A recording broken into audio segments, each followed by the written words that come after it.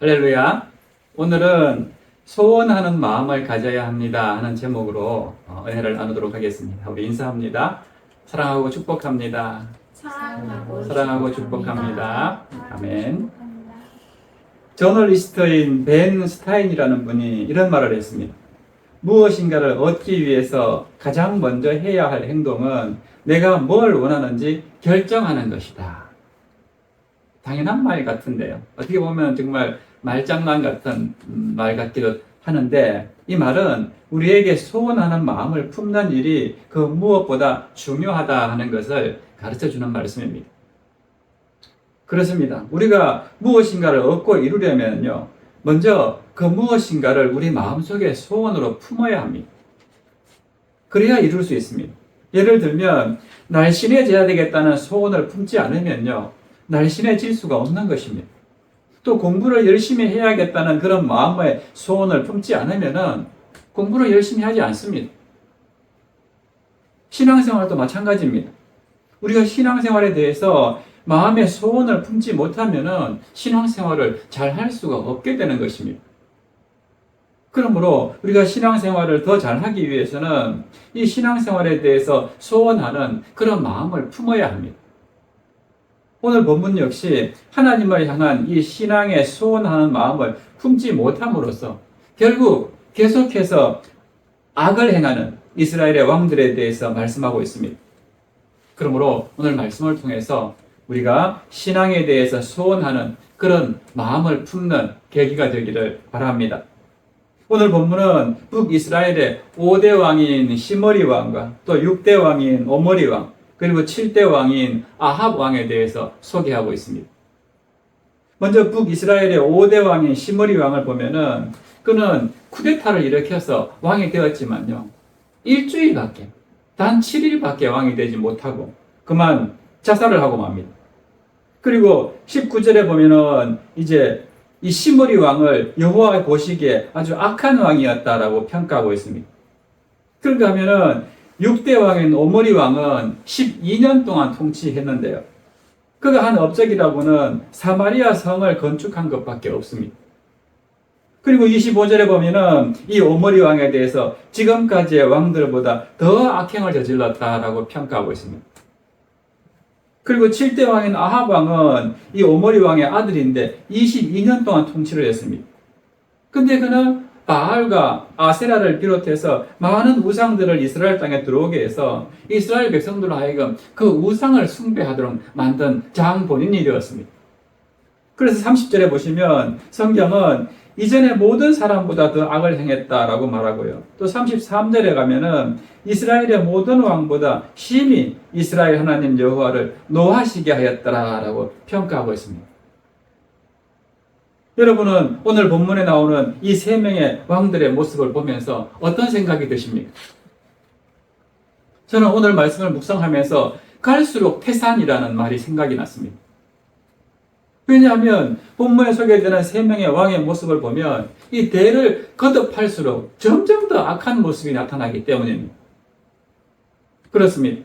시므리 왕은 악을 행했다라는 평가를 받았는데요, 그 다음에 나오는 오므리 왕은 더욱 악을 행한 자였고, 또 그 다음에 나오는 이 아합 왕은 우상 숭배까지 겸해서 하나님을 아주 심히 노엽게 하였더라라고 말씀하고 있습니다. 그렇다면 이렇게 갈수록 악해지는 세 명의 왕을 우리에게 소개하시는 이유가 무엇일까요? 단순히 그들이 옛날에 그런 삶을 살았다 하는 것을 우리에게 소개시켜주는 그런 차원은 아닐 것입니다. 성경이나 우리가 살고 있는 역사는 후손들에게 후대의 거울이 되는 것입니다. 다시 말해서 점점 더 악해지는 그들을 우리에게 소개함으로써 오늘 우리의 모습은 그렇지 않는지 점검하라는 뜻이 있고요. 또 한 가지는 그들의 잘못과 실수를 우리가 반면 교사로 삼아서 본받지 말아야 된다는 것을 가르쳐 주는 것입니다. 여러분은 어떻습니까? 여러분의 신앙과 모습이 살수록, 시간이 지날수록 더 좋아지고 있습니까? 여러분의 신앙이 갈수록 거룩해지고 나는 정말 그리스도인다워진다라고 그렇게 생각이 드십니까? 갈수록 나는 더 자비롭고 사랑이 많고 넓은 가슴을 가진 사람이라는 그런 생각이 드십니까? 나는 갈수록 점점 더 겸손해지고 있다고 그런 생각이 드십니까? 갈수록 말씀과 기도의 사람이 돼가고 있고, 갈수록 나는 예배를 소중히 여기고, 갈수록 나는 예수님을 더 닮아가고 있다. 이런 생각이 드십니까? 갈수록 더 거룩해지고 성숙해지고 있습니까?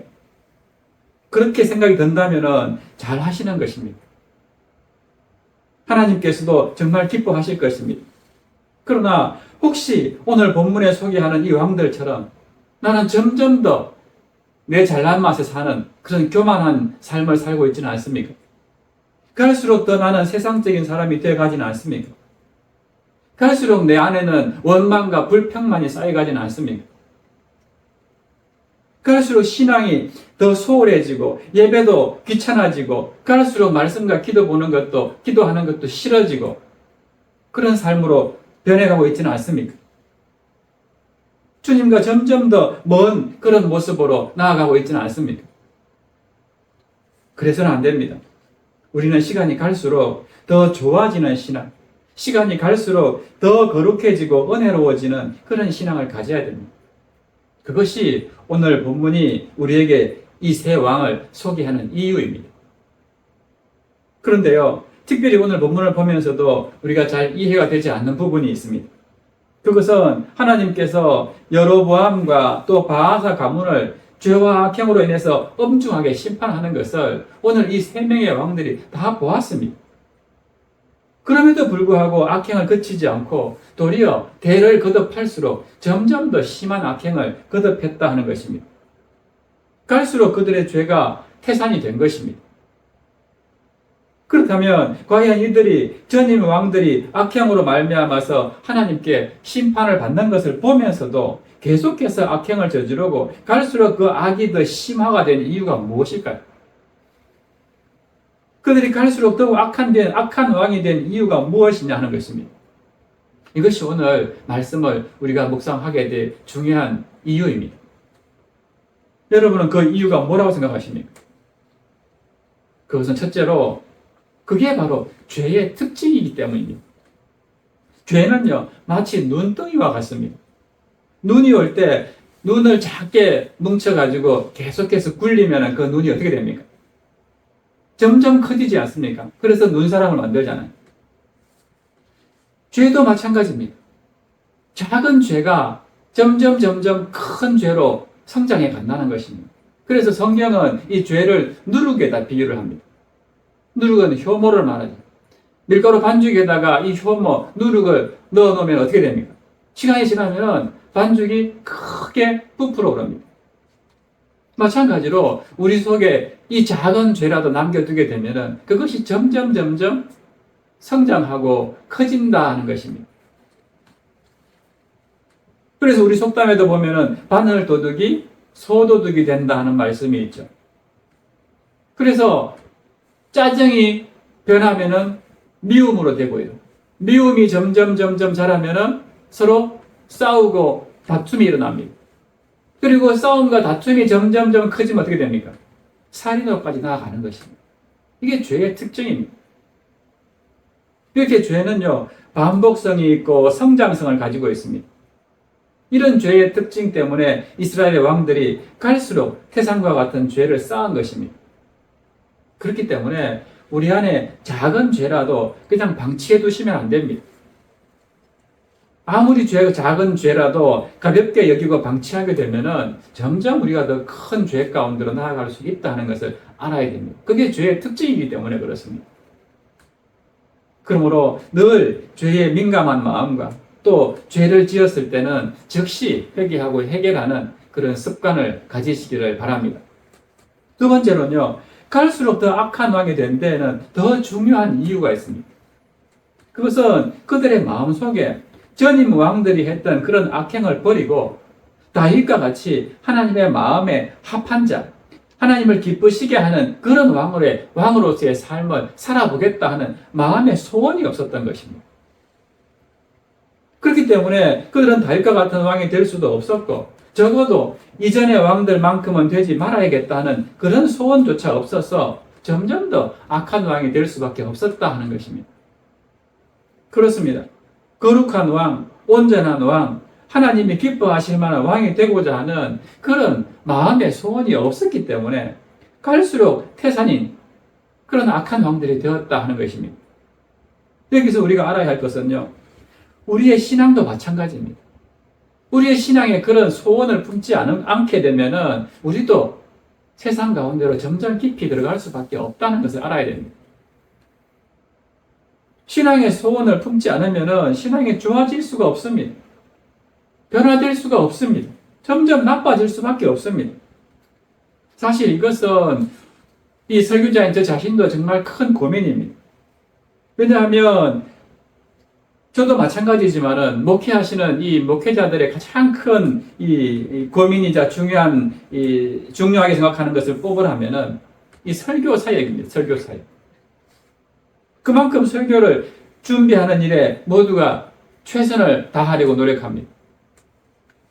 그런데 고민이 뭐냐 하면은 아무리 준비를 열심히 하고 또 그렇게 나름대로 최선을 다해서 설교를 했다고 하는데도 많은 성도들의 삶이 변하지를 않습니다. 대부분 예배가 끝나면은 그걸로 잘 들었다 하는 것으로 끝내버리는 이런 분위기가 우리 한국 교회뿐만 아니라 세계 모든 나라에서 아마 비슷한 현상이 일어나고 있는 것 같습니다. 왜 그럴까요? 왜 그렇다고 생각하십니까? 그것은 오늘 설교 제목처럼요, 마음의 소원함이 없기 때문에 그렇습니다. 말씀대로 내가 살겠다.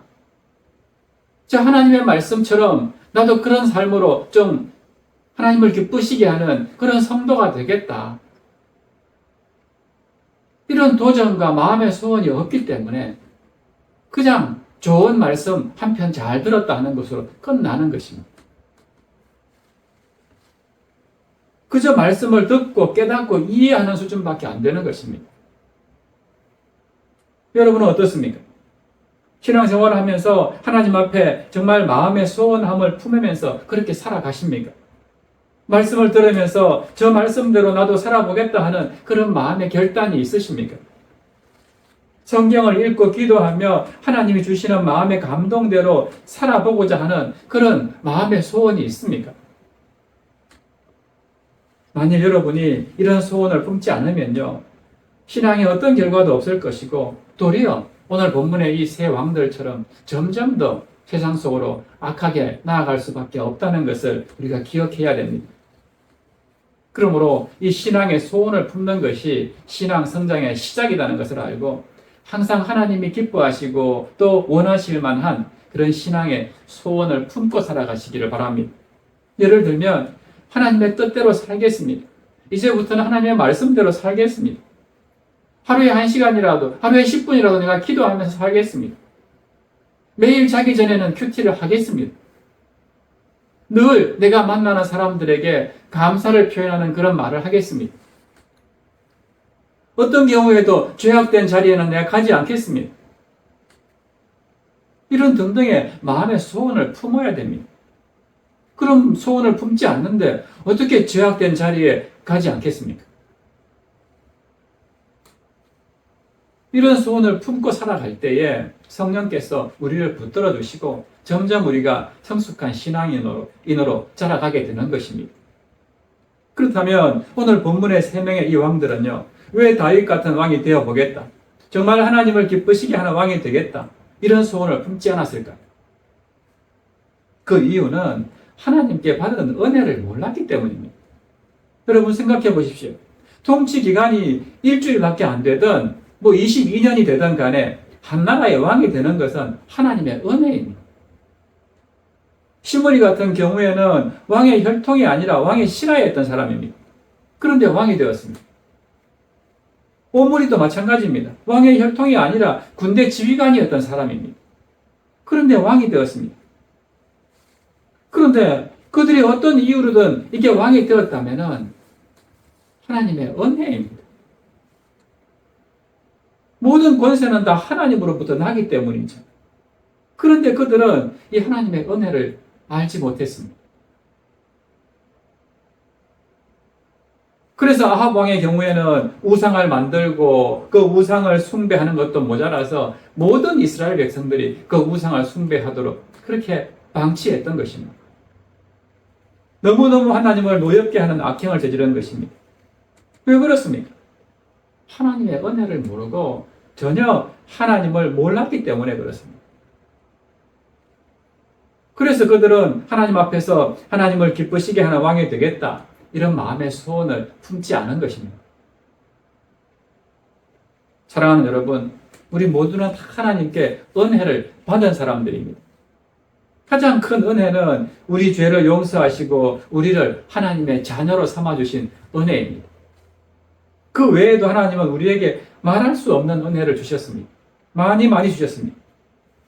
은혜라는 복음성가 가사에도 나오듯이요, 내가 누려왔던 모든 것들이, 내가 지나왔던 모든 시간이, 내가 걸어왔던 모든 순간이 당연한 게 아니라 하나님의 은혜입니다.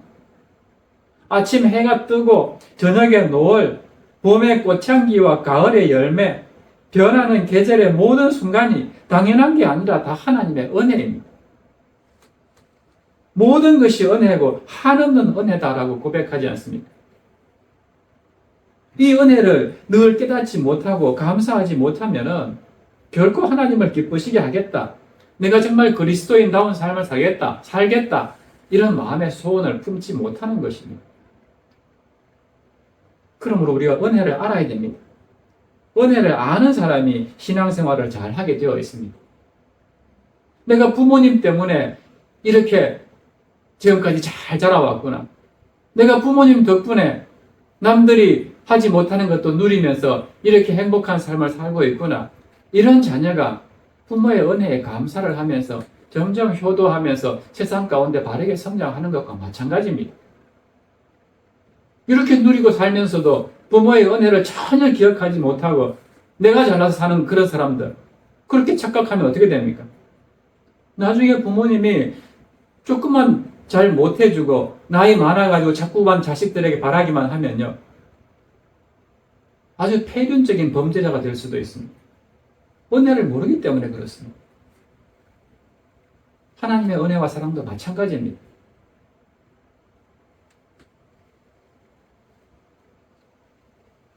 은혜를 아는 사람이 신앙생활을 잘 하게 되어 있습니다. 뿐만 아니고 은혜를 아는 사람이 사명자와 또 헌신자의 삶을 살게 됩니다. 사도 바울이 위대한 사명자의 삶을 사는 것도 하나님의 은혜 때문이었습니다. 그가 고린도전서에 보면 이렇게 고백합니다. 고린도전서 15장 10절 말씀 보세요.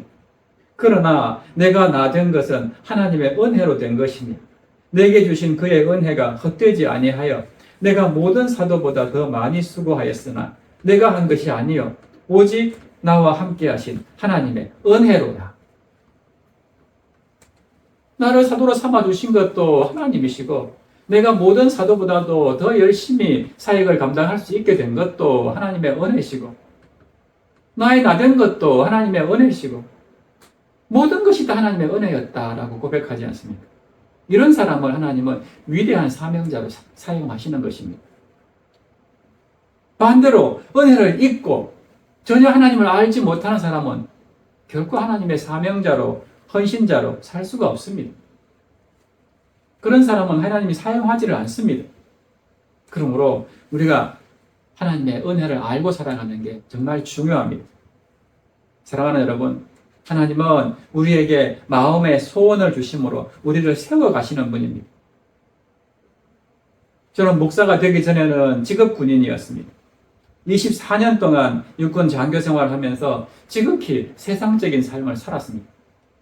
특히 그 당시에는요, 반강제적인 회식 문화 때문에 술을 잘 못 마시는 사람도 술자리를 피하기가 어려웠습니다. 특히 당시 군대 문화, 그 회식 문화에는 공동 운명주라는 것이 있었어요. 큰 사발에다가 맥주와 소주를 섞은 폭탄주를 만들어서 가득 채워놓고는 회식에 참석한 사람들이 그 사발을 테이블 위에 내려놓지를 않고 모든 사람이 돌아가면서 그 사발에 담긴 술을 다 마셔야 합니다. 잘 마시는 사람도 못 마시는 사람도 다 마셔야 되다 보니까 못 마시는 사람은 잘 마시는 사람이 있더라도 자기 책임을 감당을 해야 되고 또 잘 마시는 사람은 못 마시는 사람들한테 좀 피해가 되지 않도록 자기가 좀 희생정신을 발휘해서 더 많이 마시게 되고, 그래서 끝까지 한 방울 남기지 않고 다 마시는 게 공동 문명주입니다. 그런데 이것은 대부분 술자리가 어느 정도 절정에 이르렀을 때 행해지는 그런 문화였기 때문에 대부분 이 공동 문명주까지 가게 되면은 거나하게 취하게 마련입니다.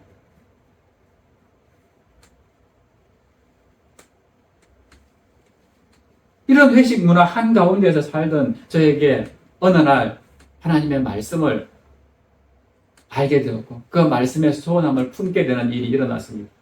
바로 에베소서 5장 18절 말씀인데요. 술 취하지 말라. 이는 방탕한 것이니 오직 성령으로 충만함을 받으라. 이 말씀을 묵상하면서 마음의 소원을 품게 되었습니다. 회식이 있을 때마다 이 말씀 생각하면서 기도했습니다. 그러나 아무리 기도하고 다짐해도요, 그 자리에 참석하게 되면은 술을 안 마시기가 어려웠습니다. 술을 마시지 않으려면은 처음부터 회식에 안 가는 수밖에 없었습니다. 그래서 수요일 저녁에 회식이 있으면은 예배를 이유로 회식에 참석하지 않았습니다. 처음에는 사람들의 시선이 곱지 않았지만은 계속해서 빠지게 되니까 그 다음부터는 회식 자리가 있어도 저는 부르지 않았습니다. 찾지도 않았습니다. 당연히 교회 갔겠지.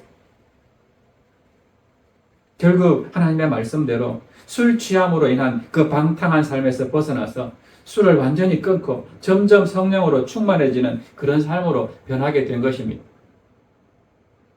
그러므로 여러분도 마음의 소원을 품으시기를 바랍니다. 그래서 갈수록 더 나아지고 더 좋아지는 신앙생활을 해야 합니다. 그러기 위해서는 무엇보다도 하나님의 은혜를 알아야 됩니다. 그리고 그 은혜를 알고 감사하는 삶을 살아야 됩니다.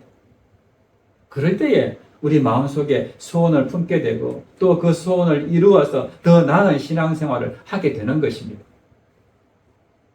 그러므로 오늘 이 세 왕들이 잘못했던 점, 하나님의 은혜도 알지 못하고 그러다 보니 마음의 소원함도 없고 그래서 계속해서 악한 짓을 반복함으로써 하나님을 심히 노엽게 하는 그런 어리석은 왕들이, 어리석은 그런 성도들이 되지 않고 정말 하나님께 귀하게 쓰임받는 마음의 소원을 날마다 품고 하나님이 기뻐하는 그런 신앙생활하는 우리 모두가 되시기를 주님의 이름으로 축원합니다. 시간 그래서 우리 함께 찬양할 때요. 찬송가 337장 내 모든 시험 무거운 짐을 우리 함께 찬양하고 기도합니다.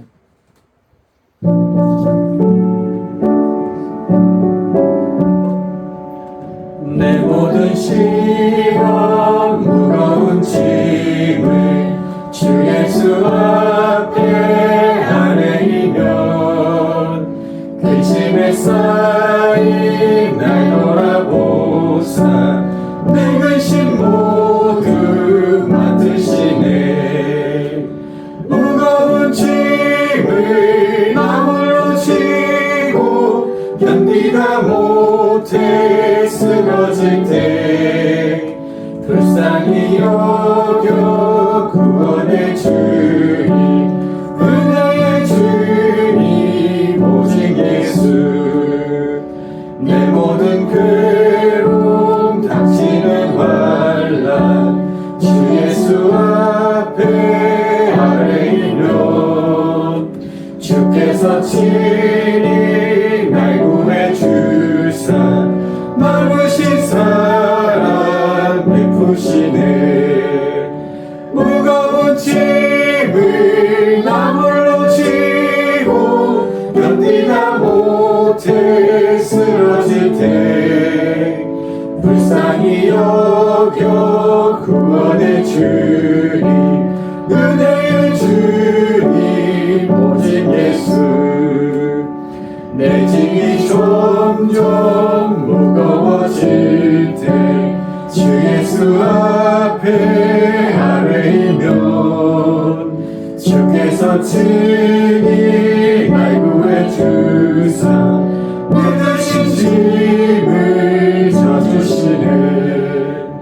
무거운 짐을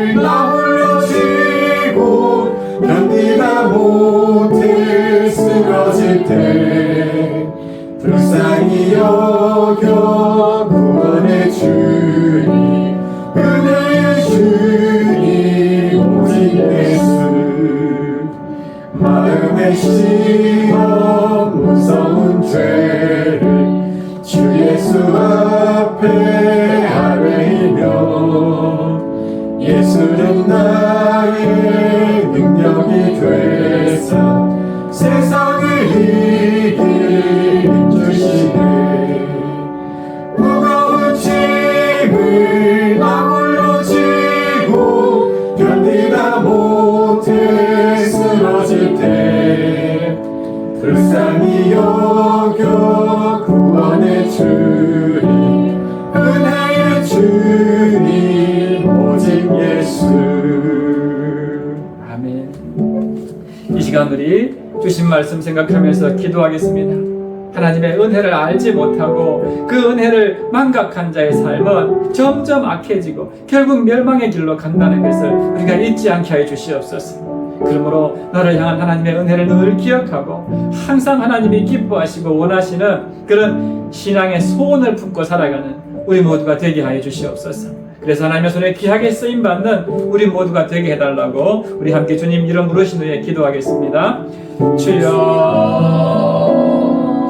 살아계신 하나님 아버지, 오늘 이 악한 시므리 오므리 아합 왕이라는 갈수록 태산과 같은 죄를 쌓으며 살아가는 이 악한 왕들을 통하여서 우리의 신앙을 돌아보게 하심을 감사를 드립니다. 하나님, 오늘 우리 역시 하나님의 은혜를 알지 못하고 그래서 내 마음대로 내 눈에 보기 좋은 대로 살아가면서 그렇게 신앙생활에 대해서 어떤 결단도 마음의 소원도 없이 살아가게 되면 이 왕들과 같은 그런 악한 그런 모습으로 변질될 수밖에 없다는 것 우리가 잊지 않게 하여 주시옵소서. 그러므로 늘 나를 나되게 하시고 이 자리에 있게 하시고 많은 은혜를 부어주시는 그 하나님의 사랑과 은혜를 기억하면서 하나님이 귀하게 사용하는 그런 신앙인들, 하나님이 정말 귀하게 사용하는 우리 사랑 교회 모든 성도들이 되겠다는 그런 마음의 소원을 가지고 늘 하나님이 기뻐하는 삶을 살아갈 수 있도록 아버지 하나님 우리를 붙드시고 인도하여 주시옵소서.